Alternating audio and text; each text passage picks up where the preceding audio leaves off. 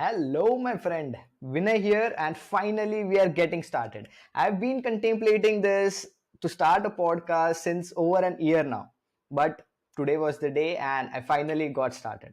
I was just contemplating this, just like all of you guys. When it comes to your transformation journey, I will start when the time is right. I will start when I'm less busy. I'll start when the deadline is finished. I'll start when this is done, that is done, the things are taken care of, and the time never comes.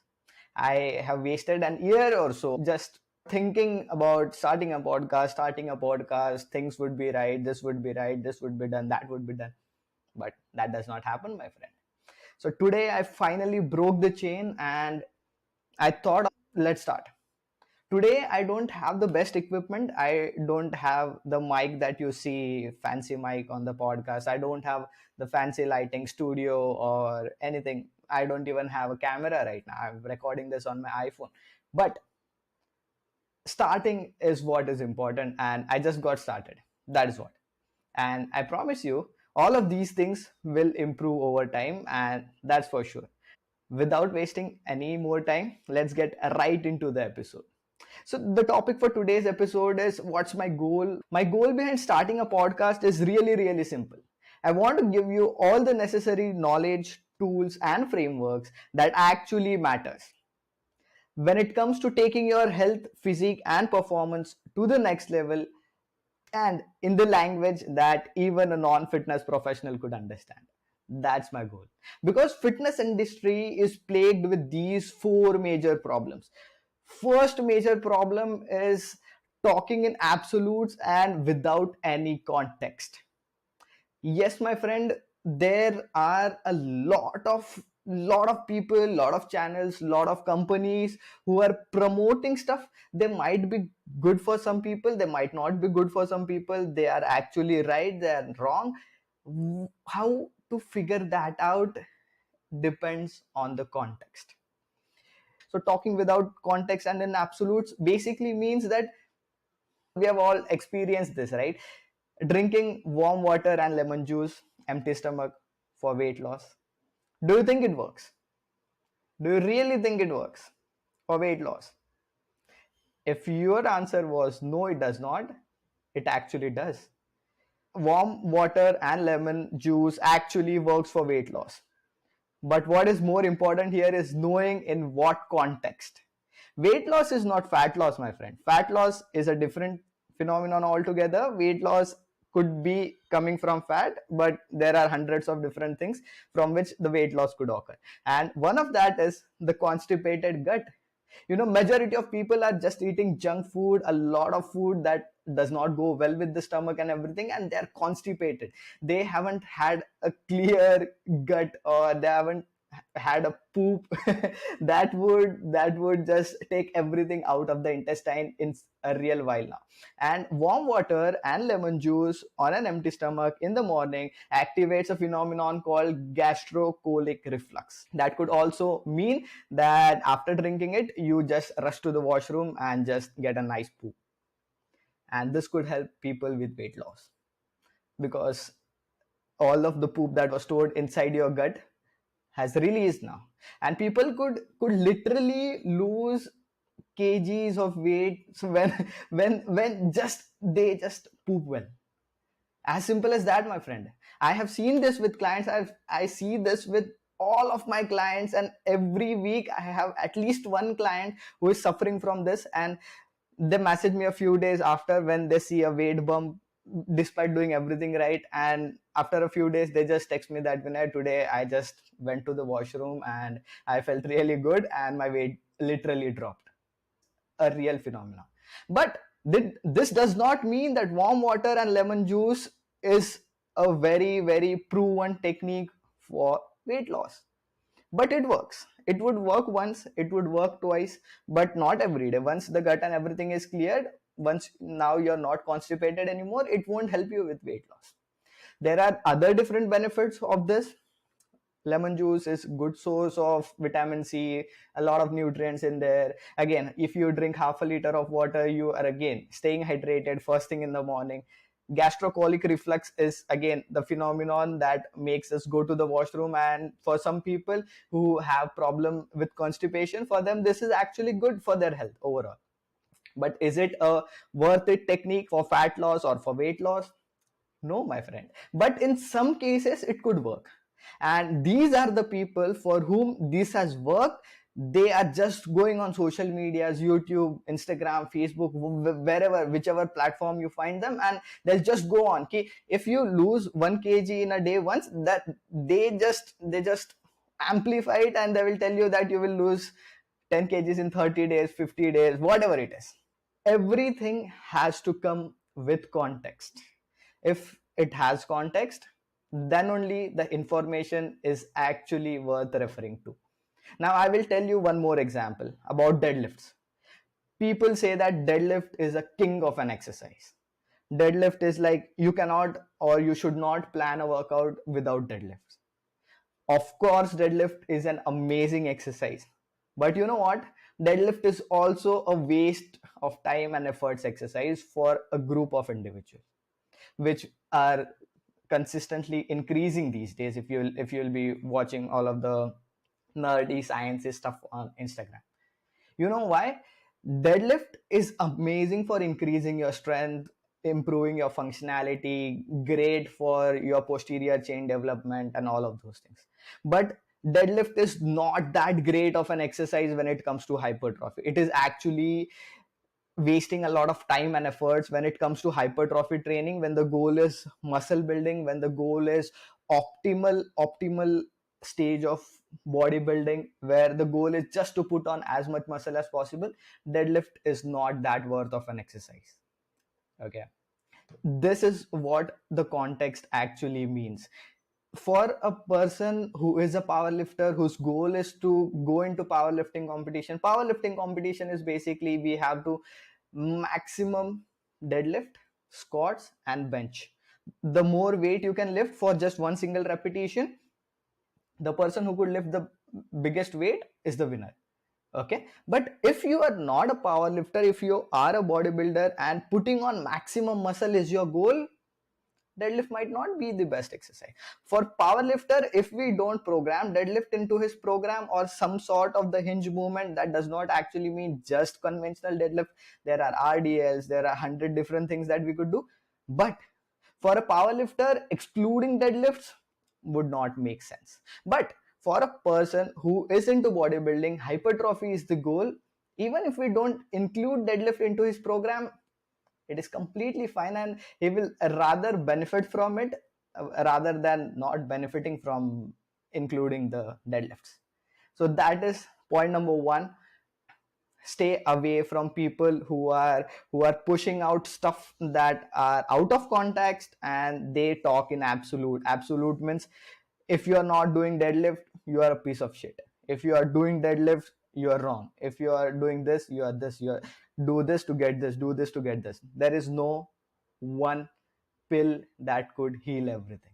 Okay, number one problem with the fitness engineer, fitness industry, my friend, not fitness engineer. Fitness engineer Vinay is a very amazing guy. You'll know more about him in the coming episodes as well. Jokes aside, point number two, promising unrealistic and impractical results.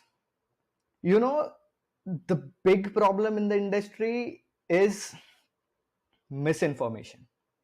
But the bigger problem in the industry is how to filter what is good information and what is a misinformation, or we could say wrong information.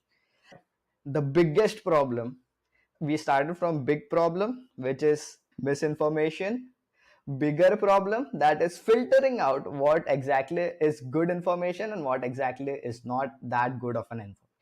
But the biggest problem is how to figure out what information is actually applicable and realistic and implementable for you. That is the biggest problem I see in the fitness industry. How many times have you seen on social media people with ripped physiques? Like they have just ripped abs and everything, veins are popping out, there are muscle fibers looking here, there. There are female influencers who have big booty and all of those things, who are not actually natural. These guys are putting in thousands and thousands of dollars on their physiques, getting surgeries done, getting transplants done, and then showing up. And what they're actually doing is they're selling their physiques. What they're doing is they are posting a photo of theirs and they're asking you, do you want a physique like me? No matter who you are in the world, no matter what you do, no matter how you do it, you cannot become like the person you see on the social media, right? Let's accept this fact, because this is not possible, this is not realistic. All the people who are selling their physiques, I won't say they're wrong, I won't say they're wrong, because let's understand this fact, my friend.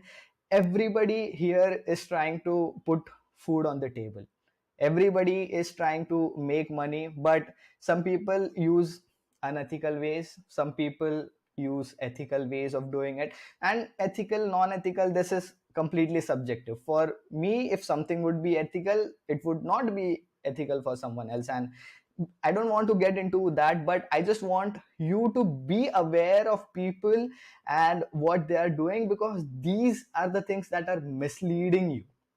These are the things that are setting up people to fail into their transformation journeys. Because how many people have started their transformation journeys and how many of them have succeeded?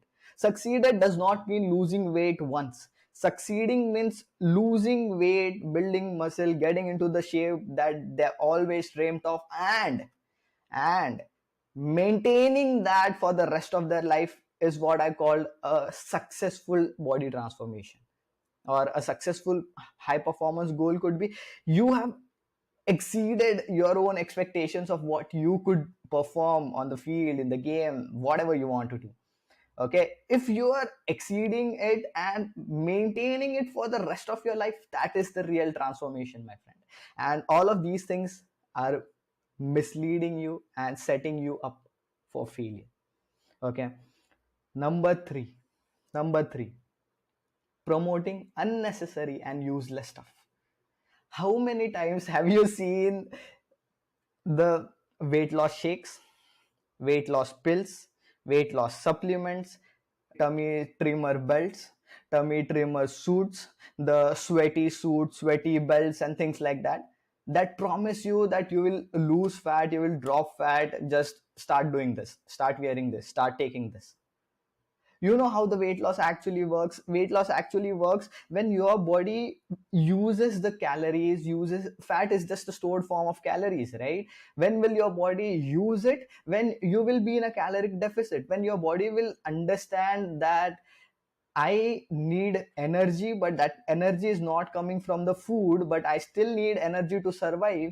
Our body has got its own energy stored inside the body in the form of fats. And when the body will sense that we need energy and that energy is not coming from food, where the energy will come from? The energy will come from fat. Everyone and everything that will tell you otherwise is trying to make you buy their product or sell their plans or something like that.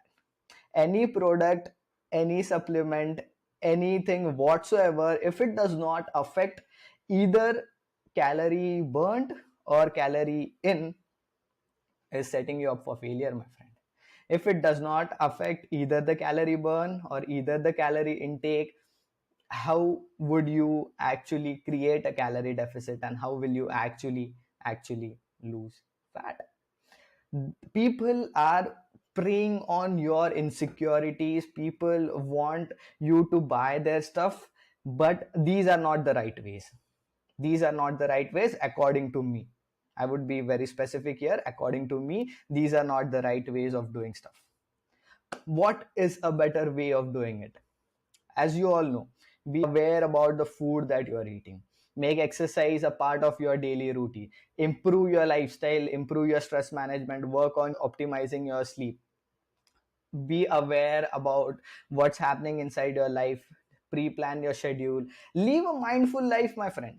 That is the best suggestion that I could give. But this is not the episode to talk about all of these, but we will discuss about more of these in the further episodes. Now I am here and we are gonna stay consistent here. So point number 1 was talking in absolutes and without any context.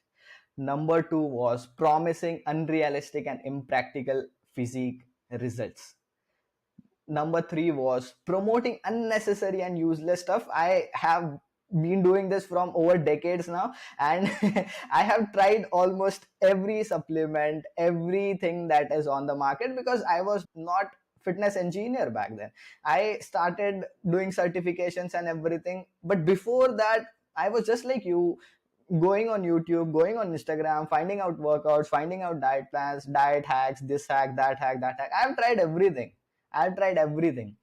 After trying everything, after learning everything, after teaching coaches, I've come to this conclusion that these things waste of money and time if not used correctly.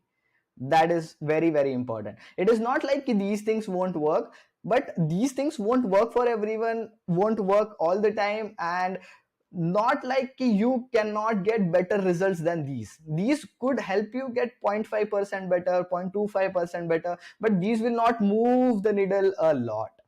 Okay. Point number four that is plaguing fitness industry is real knowledgeable coaches are not talking about their knowledge and what they actually know and what will people benefit from their knowledge.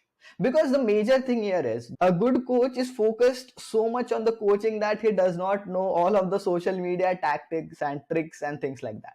All of the influencers who have very little knowledge about fitness, about health, about nutrition, about exercise, but know a lot of techniques, a lot of tactics about social media, about this that they're just booming and telling more about what they don't know, and this is what is misleading people.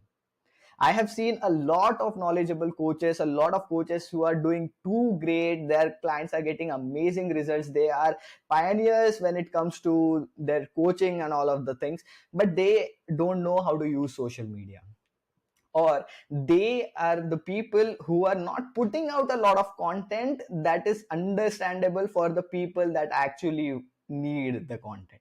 Now if I would be talking in a technical terms about hypertrophies, this you need this much volume, this is the intensity, RPE, RIR, and going into the detail without explaining it to you in the language that you would actually understand, I would not be the right person to listen to. Because either you will actually feel bored, because I've seen that the post that I post about knowledge don't get a lot of hit because people don't understand it. Okay, people are in so much of rush, people are in so much of stress already, they don't have time to absorb all of the knowledge. So I want to make it so easy for you that understanding all of the technical terms in the simplest language would not take a lot of toll on your brain, and it will not go like a bouncer for you. Okay, every fitness phenomenon that is actually useful, that you actually should know, would be broken down in the simplest terms, and that is the whole goal of this podcast. This is why I wanted to come up here and help you filter out the noise and help you understand what you actually need and what actually works. Because sometimes there would be some tough pills to swallow, because that is what life actually is. Life is not always what we would expect it to be or what we want it to be.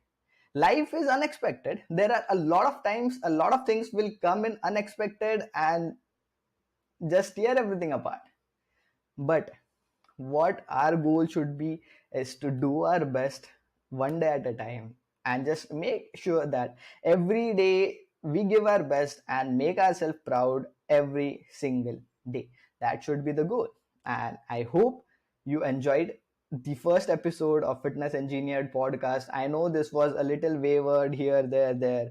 I haven't been very precise and to the point, but this is my first episode, and you would be getting a lot better content in the coming episode. But I just wanted to get started. That was the whole aim of this episode, about telling you what my goal is, about talking about what are the four biggest problems that the fitness industry is actually facing and why I am here.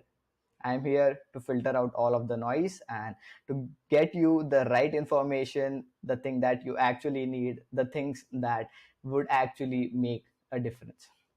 I hope you enjoyed first episode and hope you learned something new out of it. And if so, just share it with a friend, drop a like, share it on your social media. That would make my day. That would make me the happiest person today. And thank you so much in advance for doing so. Also, if you have any doubts, questions, queries, just drop me a DM on my Instagram. On Instagram, I am fitness engineer underscore Vinay. I will be happy to help you out, and let's get your fitness engineer.